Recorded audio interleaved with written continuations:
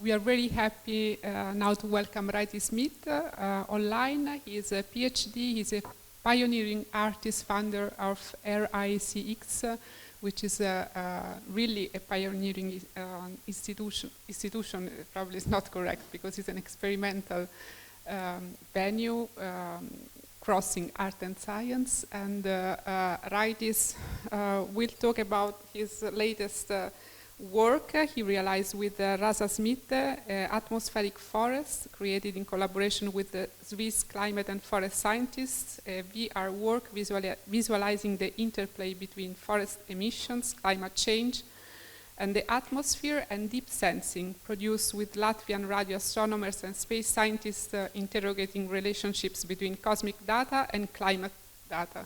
So I think there are really many things into play in this interdisciplinary research that comes out from the outcome of an artwork. Raitis, welcome, and thank you so much. We give the floor to you. It's all yours. Thank you. Thank you, Ellen, for welcoming.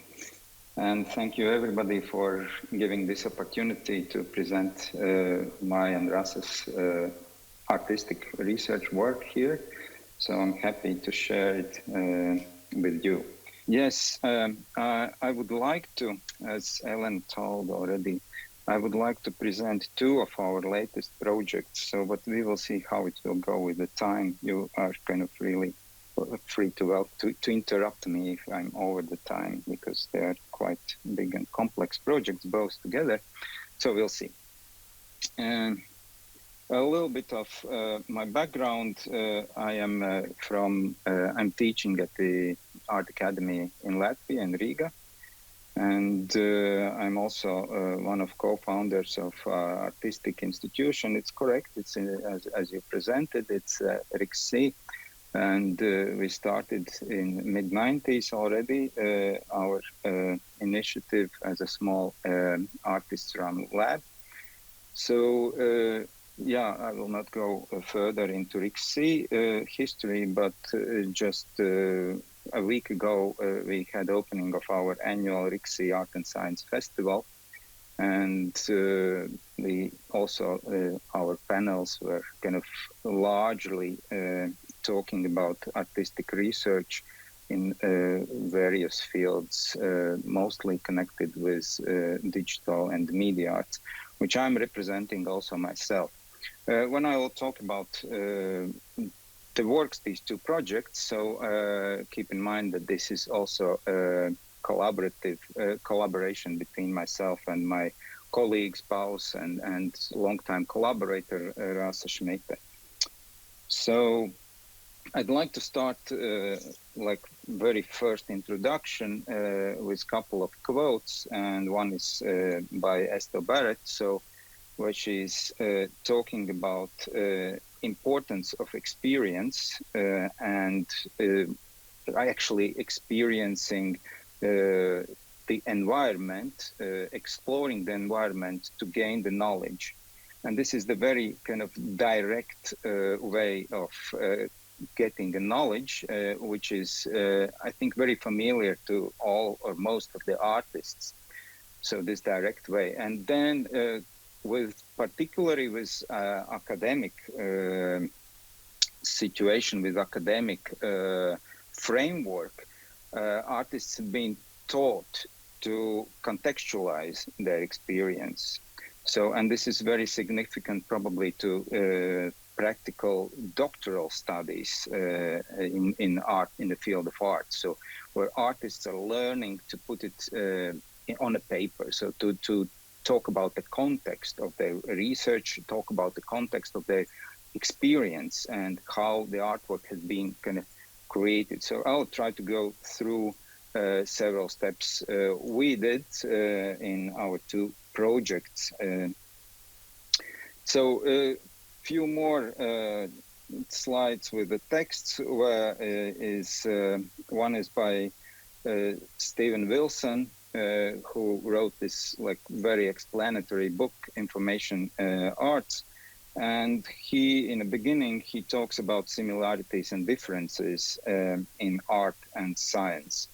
So one of these points I'd like to maybe, or a couple of them, emphasize, and in the differences, however, artists, scientists could argue, but generally artists are driven from emotion and intuition. And this is also, for myself, being as a professor at the Academy of Arts, has been very, I'm trying to influence, trying to emphasize this path of getting knowledge through the intuition, but it's also a difficulty. So it's a big difficulty because each of us understands intuition in different ways. So where the reasoning in the science, it's maybe much more clear.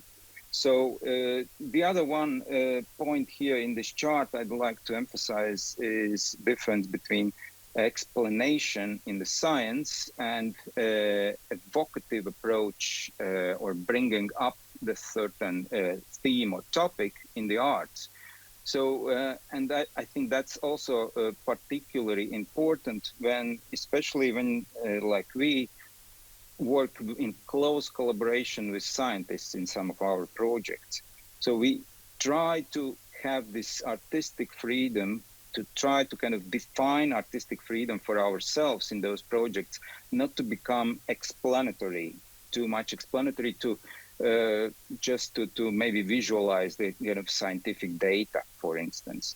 So that is rather a realm of statistical analysis, I would say, and this, analytic journalism rather than art. So we try to keep with this sort of intuitive freedom of showing how scientific data can be interpreted to talk about that or another issue or discovery that science has made. There are similarities, of course, between those both fields, and the creativity is one of them. And I think it's particularly important when you work with scientists to have this kind of common ground, which is based on creativity and discovery. And this is what has been interested us as artists. And we have had, we've been really lucky to meet scientists from the other side who also are kind of creative and who are very interested in discovering the world or finding out different things which are unknown. So the other one is I'd like to emphasize is use of abstract models, so which is also similarity. Abstract models, building abstract models to understand our surroundings, to understand the world.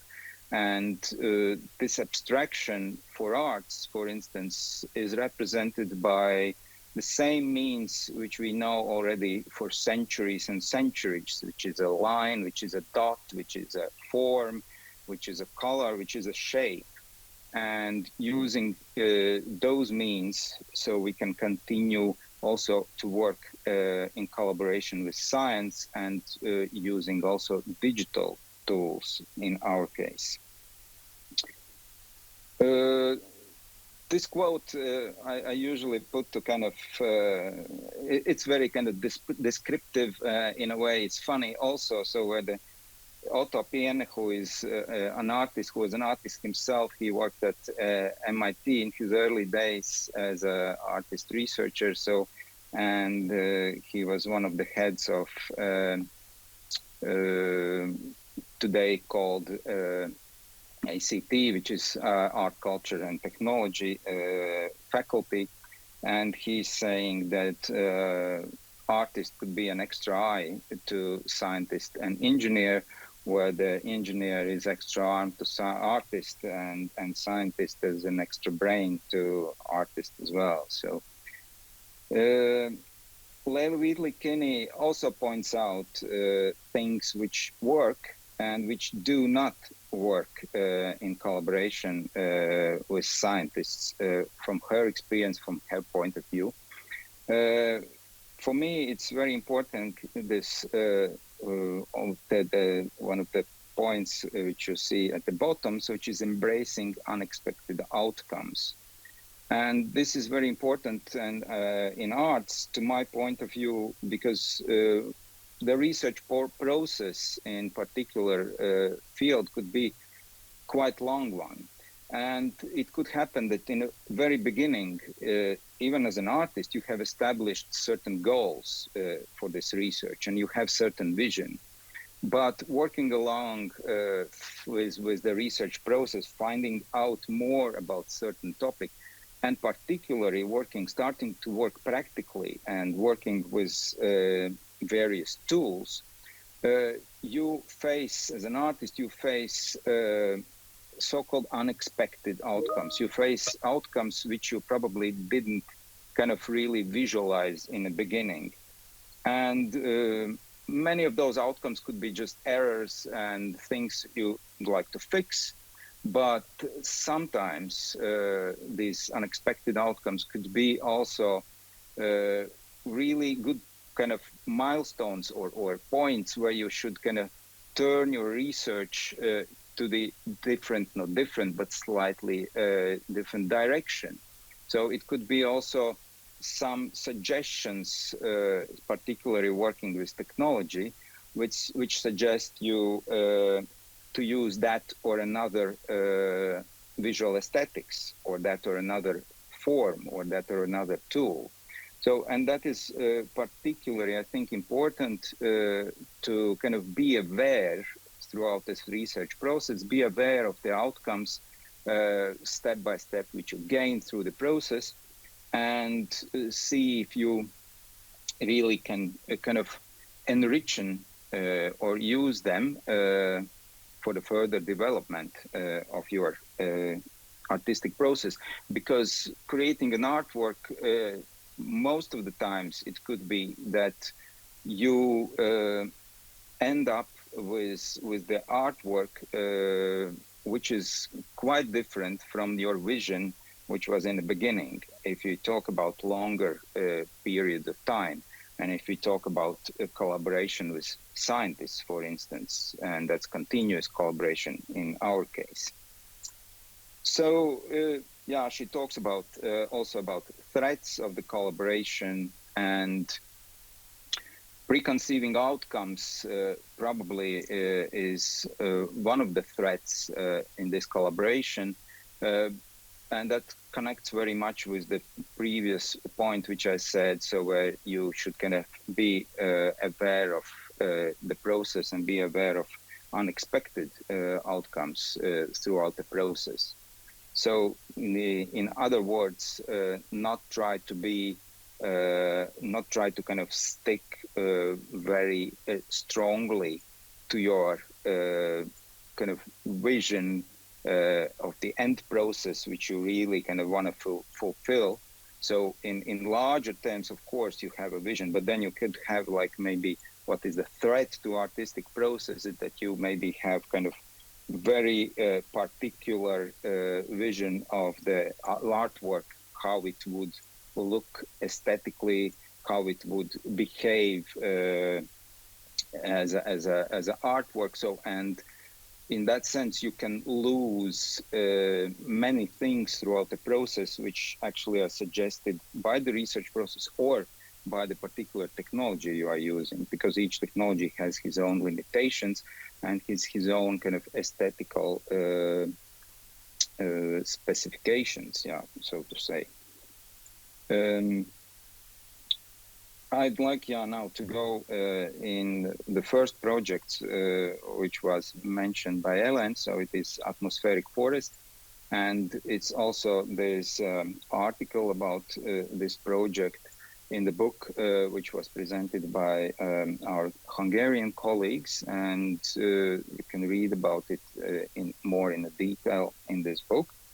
So atmospheric forest is was a 3-year long research project where my colleague and collaborator Rossi was collaborating with scientists from a Swiss Forest and Alpine Institute, and particularly researching one area in Finwald in Alps, the small part of the forest, of pine tree forest, which is suffering from climate change, which is suffering from drought. And scientists from this institute have kind of turned this part of the forest into the living laboratory. And we had this luxurious opportunity for 3 years to work in collaboration with those scientists and go into that forest, access scientific data, and think about it, how we could talk with using artistic means, how could we talk about these issues and questions which scientists have been researching for more than 2 decades there. And of course, there is this common knowledge that trees are oxygen generators, but scientists from this institute were particularly interested in volatile emissions of pine trees. And as more stress they get from the climate change, from the drought, as more volatile emissions they emit into the atmosphere. And those are different compounds of terpenes which go into upper layers of atmosphere because they're very light and go there like particularly fast. So, and they form clouds, or they become part of the process of cloud formation. In other words, so they were interested how much actually this loop sort of climate getting hotter and hotter, and emissions, pine trees emitting more and more these volatiles, how much that contributes to the particular greenhouse effect. So where the clouds are in upper layers of atmosphere are creating this greenhouse effect, which scientists are talking about. And that's the research has been going on, as I said, for almost 2 decades. We got access to the data from one growing season in this alpine forest. And we thought, okay, so what could we do with the data from this one growing season? So we had to study a little bit the character of the data. And as you see, scientists are not just kind of collecting obvious data, which is air temperature and soil humidity, but they also particularly measure emissions from pine trees.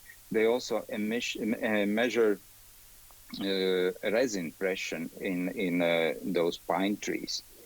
And more than that, so they have divided, and you see in this chart here, so they have divided forest laboratory in particular areas. And some areas are naturally grown areas. And some of those areas, they've decided to artificially irrigate. So, and then they compare the difference throughout the years, because it's a long process. So it's like so long process, also comparably to our lifetime. So the trees grow much longer, and the climate change is even longer process. So that's why it's important, I think, to kind of have these observations for a very long period of time. So we chose from the data the scientists gave us, we chose two different areas. One was this natural habitat, so where trees were growing in natural kind of situation, and the other one was artificially irrigated area. So 3 pine trees from each of the areas were represented in the data, which we later visualized and also sonified. So here are some more slides from these instruments they are using. And this is one of the screens from our visualization, where we show all those data sets in that particular forest. So a little bit to go through the actual visualization process. We got a chance to use a LiDAR scanner. And the LiDAR scanner, as you know, scans the area in 360 degrees around it. And as a result, you get quite high quality three-dimensional object with all the colors. So if it's not reduced, it looks like almost like a photograph of that area, but is in 360 3D model. So when we got those scans, those models, we immediately tried to experiment with them in using 3D software. And there were like quite a few of those softwares in a row. So starting with Cloud Compare, which is open source software and allows you to work with point cloud data. So when we observed these scans, because initially this was already end of the second year research, and initially we didn't know like exactly what we want to do with those data. So we were just collecting materials and information and the context, so to say. We had lots of sound recordings from the forest. We had lots of pictures, photographs from the forests, which we didn't use further.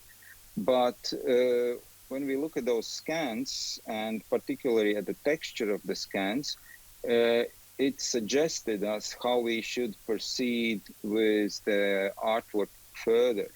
So because it consists of small points, and when you reduce the amount of points, it becomes kind of translucent in a way and still keeping the shape. So we understood that we should visualize the data using particles, using clouds of particles for each different data set. But before that, it was also, from these slides, as you see, it was also very important for us to actually touch the material, to touch the environment. And here is Rossi smelling the pine trees.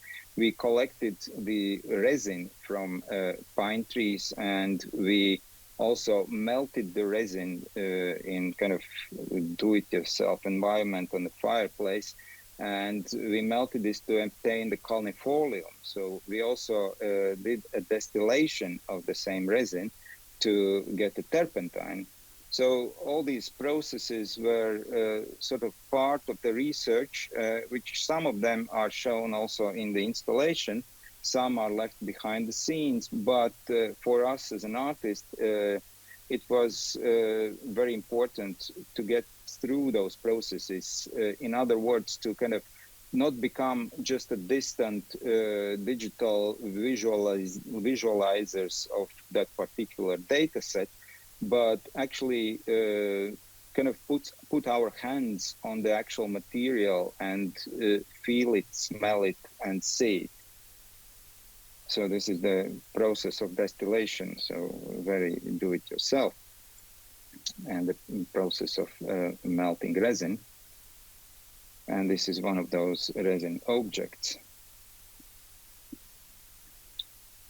So yes, and going back to the context of our projects, these are three scientists we collaborated with.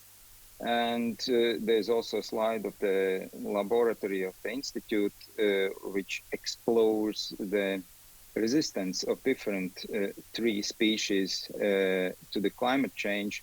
They have built this laboratory as a greenhouse. You see it in a further distance, where they can increase the temperature of the around the particular tree species and observe it through the period of time, how it reacts, how it responds, how it survives that particular stress.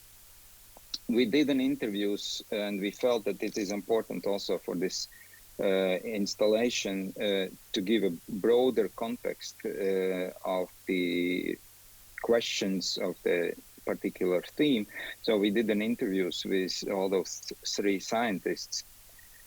And then to start to work with the particular data, so first we had to understand, what data we are going to use, and how these data would look through the time. So we had this like very basic chart where we visualize the fluctuations of data. And as you see, some of the data are kind of almost not changing at all. So this gave us the understanding of the approach, how we have to build the actual visualization of the data. So how much we can interpret the data visualization in our work. And this is one of the screens where you see the point cloud object of the actual forest. And in the center, there's one tree with orange color. That's the resin pressure in a tree trunk. And around it, which maybe it's not so easy to see in this image, but slightly lighter dots are representing the volatile emissions. So generally what we did, we set boundaries for each of the data sets. First of all, we decided how to represent each of the data sets. So, and then we set the boundaries for each of the data sets, like for instance, the resin pressure in the tree trunks is seen as a tube, as a pole, so which is going along the tree trunk from the very bottom to the very top. And it has this kind of dimension of the length and of the diameter of the tube. So where these particles, the orange particles, are located. And then there's this script which allows those particles move around, and there's the boundary between the maximum of the movement and minimum of the movement. And this is set by us. This is our interpretation. And then the rest between those two boundaries, the rest is controlled by the data stream. So higher numbers allow those particles move quicker and become kind of more intense. Lower numbers do the opposite. And the same with all particle systems in this visualization. Also for the volatile emissions, we set kind of area around the tree trunk in which those particles kind of can move around and represent the volatile emissions. So, however, the volatile emissions in nature, so they just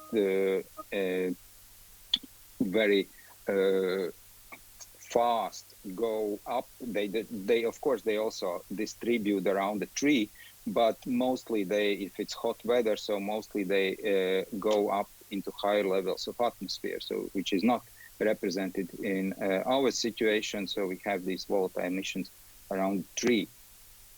Yeah, these are more slides from those scans. And then we had to think about the structure of all the work. So the whole work is structured in 5 different scenes.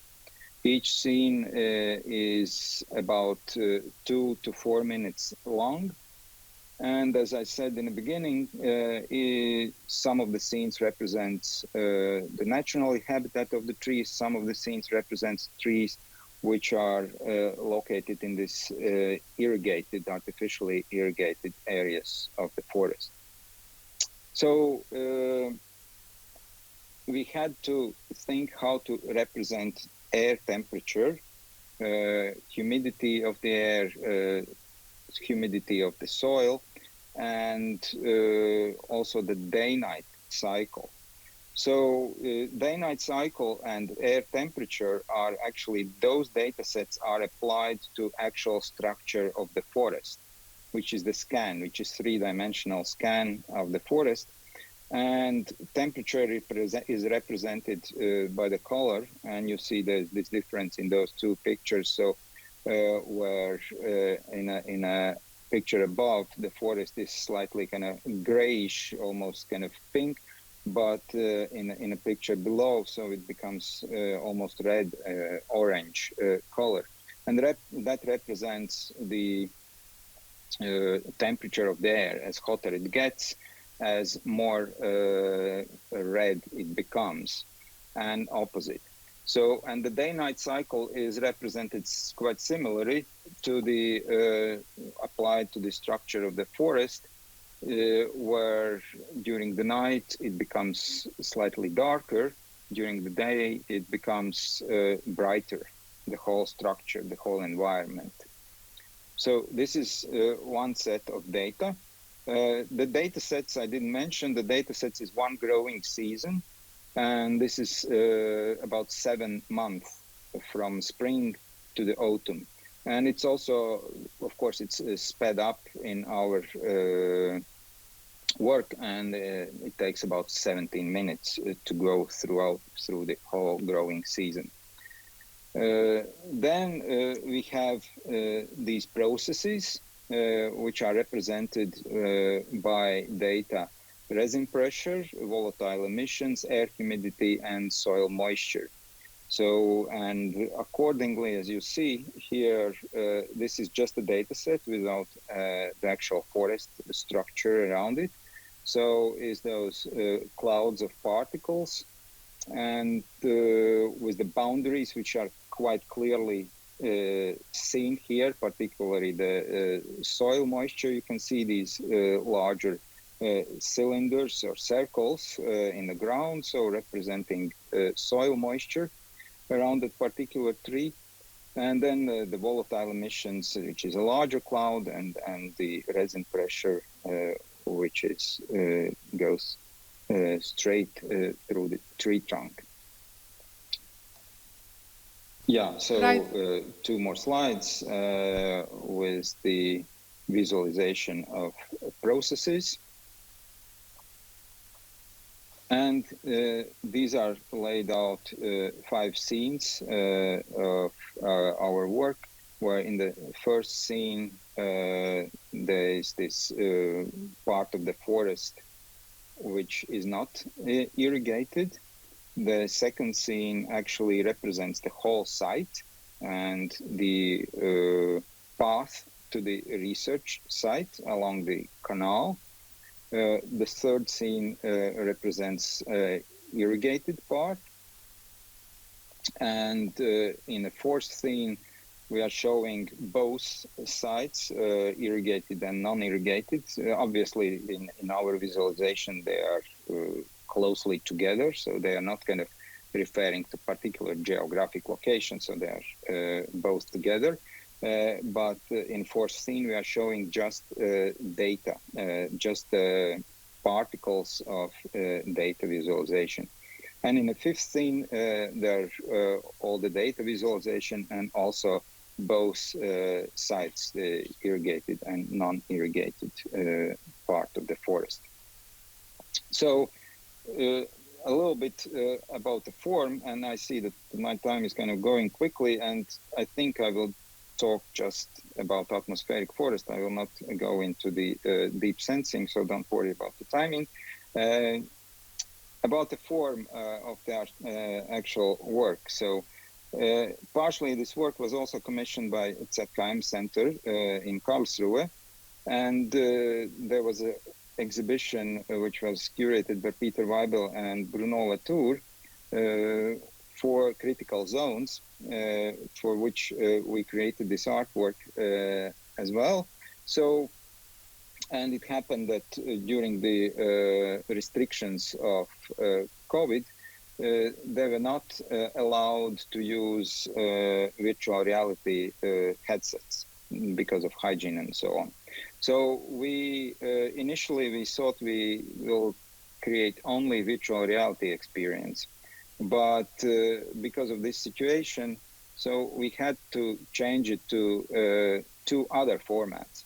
So the first one, because the exhibition happened, the opening of the exhibition happened during the lockdown, and they did a virtual exhibition online.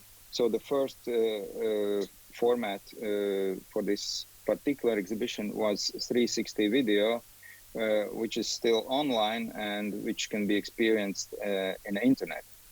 And then the second version, the exhibition version, as you see here, was 2-channel video, the corner projection of the same 5 scenes. So afterwards, it also was exhibited as a virtual reality exhibition, as a virtual reality format. But today we have these like variety of forms of this work, and it has been screened also as a single channel projection as well. So with that, I wanted just to say how throughout the process, certain kind of obstacles, which are kind of global, which were global in this case, were influencing the format of our work.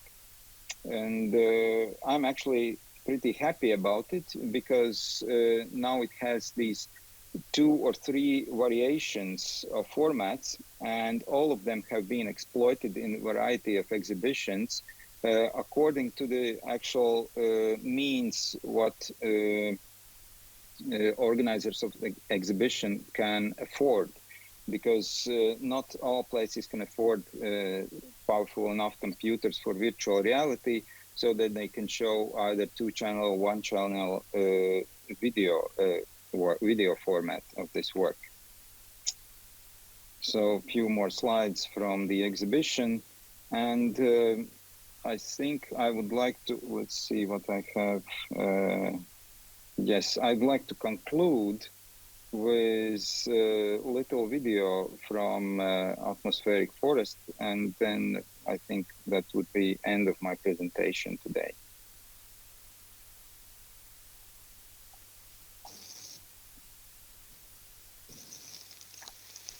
Let me know if there is a sound, if there is no sound. Yes, it works, yes. We know that we need them to live and for the very air we breathe. However, trees are not only oxygen generators. They are living bodies that breathe as well. And when trees die, all the carbon stored in their bodies is released back into the atmosphere. Some tree species, such as pine, also emit large amounts of volatile organic compounds. We sense these volatile emissions as a habitual scent of the forest. It is only recently that scientists have found a link between more fragrant forests and a warming climate. The volatiles influence formation of clouds and reach far into the atmosphere. While some scientists believe that the powerful smell of a pine forest indicates that climate change can be limited, others that the volatile emissions could actually make global warming worse. Natural volatile emissions can react with air pollutants, creating falls. The effects of natural volatile emissions is more complex than thought.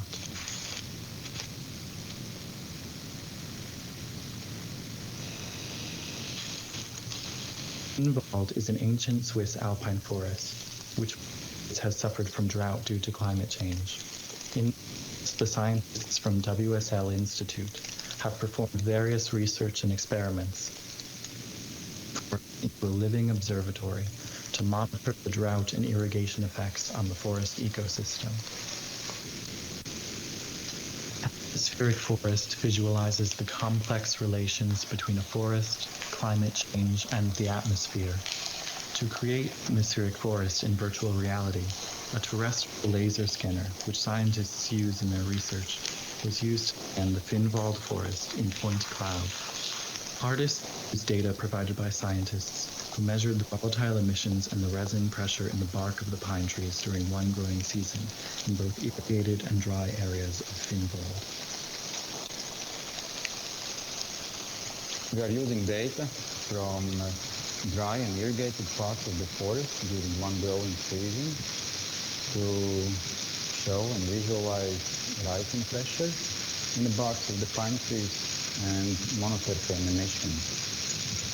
Expanding their artistic research on volatile emissions, an experiment was performed. Resin, which is responsible for the pine scent, was harvested during various field trips to Finnwald over different seasons. During the artistic performance, the resin was transformed into two different substances, colloid and turpentine. It is an outcome of the resin experiment. I was cooking resin, which I collected in Finnwald forest, and I was transforming it into colophon sculpture, which is the hard consistency of the volatile. And I also, by distillation process, I've obtained the turpentine, which is the smell of the forest. The fragrant forest was converted into virtual reality to visualize the complex relations between the volatile emissions and weather conditions. After observing the Finnwald forest site from the top and bottom, the viewer will follow the paths inside of the tree trunks. By moving through the tree, from the bottom to far up above the forest, the viewer reveals other perspectives of the tree species and their complex ecosystem. Uncertainty regarding the effects of volatile emissions on terrestrial ecosystems remains, but the patterns show that with climate change, we are set for a more fragrant and more atmospheric forest in the future.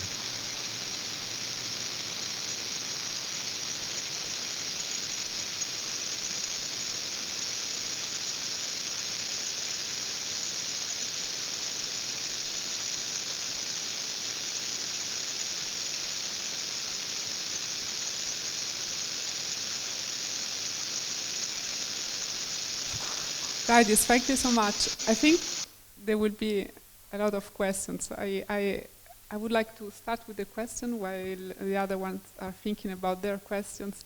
And it's about actually two questions, and you reply to what you think is pertinent. One is about collaboration among you and the artists, and at what level you discussed the data you have chosen with the artists or with the scientists, and then if there was, because you mentioned the unexpected outcome, which is something that for scientists is very a difficult word, if there was any unexpected outcomes in the way they saw data through your form of embodiment. Yeah, thank you for the questions. About unexpected outcomes, maybe about the data first, I would like to answer. So, as I said, it was luxury to have this quite long time for this research. 3 years, it's not always available for artists to have 3 years period of research. And throughout that process, we had quite many meetings with scientists and discussions around the topics and around the research they are doing. So they were most of the times they were kind of explaining and sharing their materials, sharing their knowledge about that particular research, what they did there. Also, we were discussing the problems. And what we realized is that it's still quite unclear. There is a hypothesis, and the data shows also that it could be that volatile emissions help to create greenhouse effect. but to what extent, it's very unclear. So, because it's also very hard to measure. So we have, this is just one part in the Finwald, so which was kind of being observed. So we have many different parts in the world with different kind of pine tree forests, with particularly talking about pine trees here, so which emit these volatiles. And that was interesting area which they were kind of trying to prove, or not really to prove, but to kind of see how much it affects to the greenhouse effect, those volatile emissions. And because it's kind of looping process, so as more hotter it gets, as more emissions have been emitted in a forest. So it's also hard to say and difficult to measure. So therefore we decided to take, and it's also kind of, because there were lots of data, so they also had lots of images, lots of LiDAR scans of the same forest.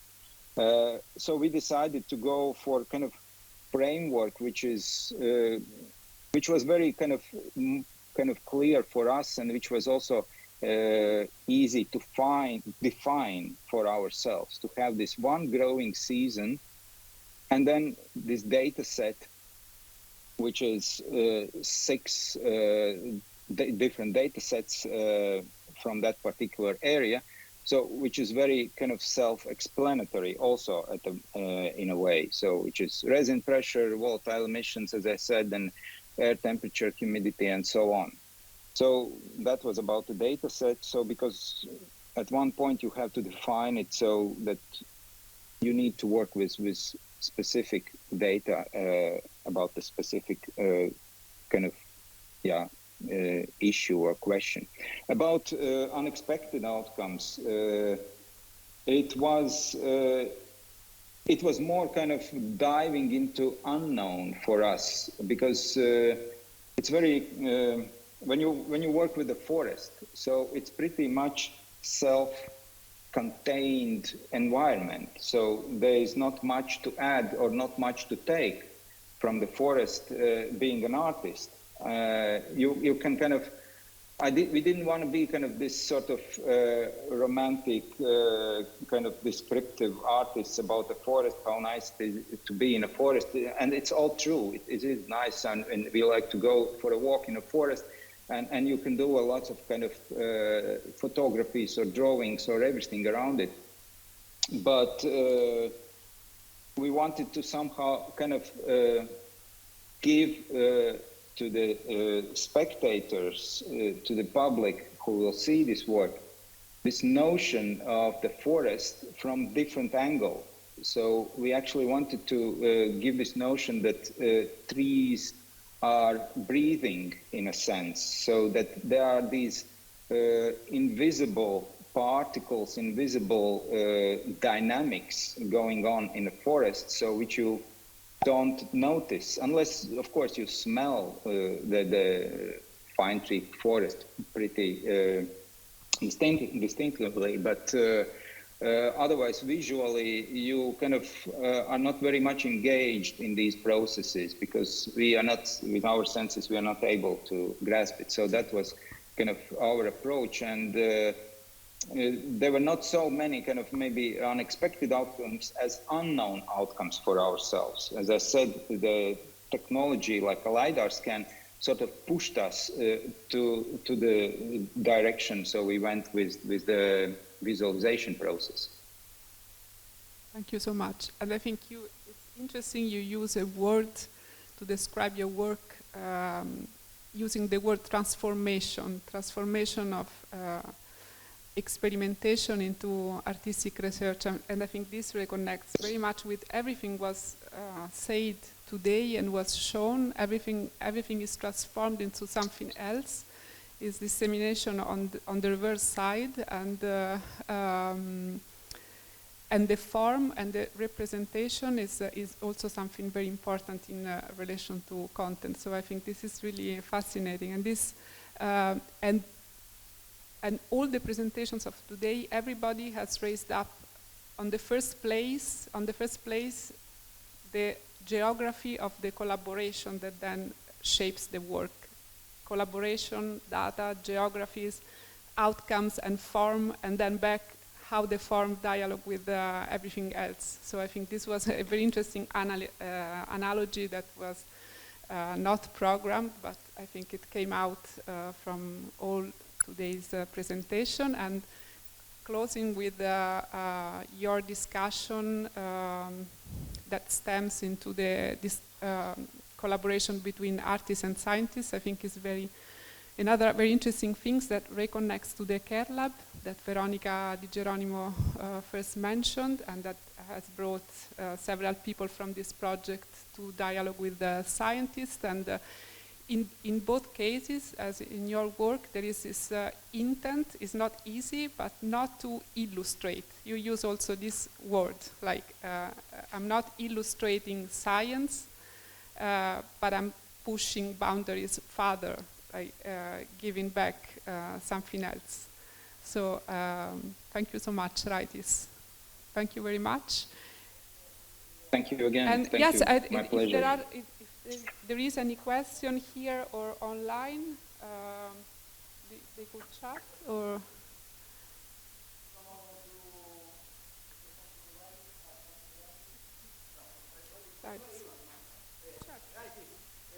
Franco. Just one thing that struck me in your fantastic presentation is the word scene. We have 5 scenes in our installation. So this, of course, rings me a bell. And when I see a dramaturgical structure, which goes beyond the data themselves, but it's in a way it's another layer of the organization of the and this and normally the dramaturgical structure is a linear structure. In fact, scene 1, 2, 3, and 5. So we are in a way back to the old Uncle Aristotle there. So I just wanted to know if these 2 poles, how you bring them together then in the final work. Thank you, Franco, for the question. Yes, so first of all, I think this was kind of practicality from our side also, because we had like lots of material, and this was sort of from practical point of view, it was kind of step towards the spectator. It's quite long experience. It's 17 minutes. So we thought so it would be just like one whole kind of virtual reality experience. It will be quite long and maybe too long. So it's also it's not a secret. It's that it's nowadays still it's quite demanding to experience virtual reality because the headsets are still quite bulky. They are heavy to wear. Some people have motion sickness and all these issues. So it's not easy. So to kind of look to the virtual reality for 20 minutes or so. However, in our experience, there are people who have watched it twice even, but that's not often happens. So that's why we decided to break down it into the scenes. Dramaturgically, the whole material suggested us that we should break it down in the scenes because there are these 2 areas in a forest. So one is irrigated, one is not. How we kind of distinguish between them. So we should, if we put them aside each other, so this is one part, so but then we can show them also separately. And the one approach which we wanted particularly emphasize is the data visualization itself, these particle clouds which you see in a 4th scene. So they're just particles without the actual forest. So, and all that kind of material suggested us to divide it in the 5 parts.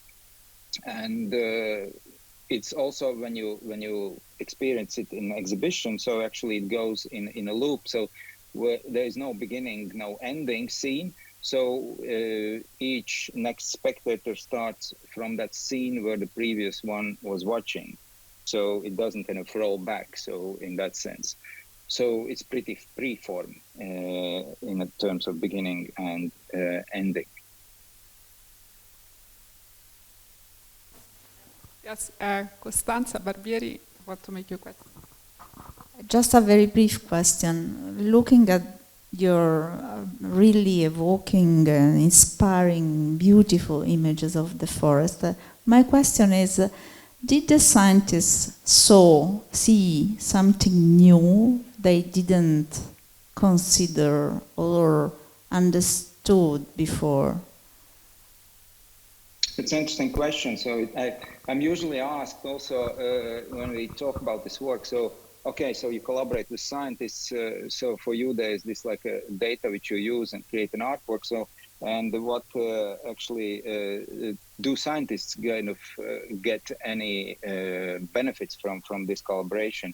And we've been showing, yes, scientists have seen the work, and scientists are, they were, of course, it's kind of interpreted visualization, as I said. So it's still, it's very closely related to particular data and closely related to particular areas. So from that sense, it is documental almost, but the form of interpretation is ours, and it's chosen by us. And so from there, and especially when you use virtual reality, scientists said that actually they enjoyed the actual way how it's visualized, the way how it's interpreted, and it sort of maybe adds to everybody's experience how to see the forest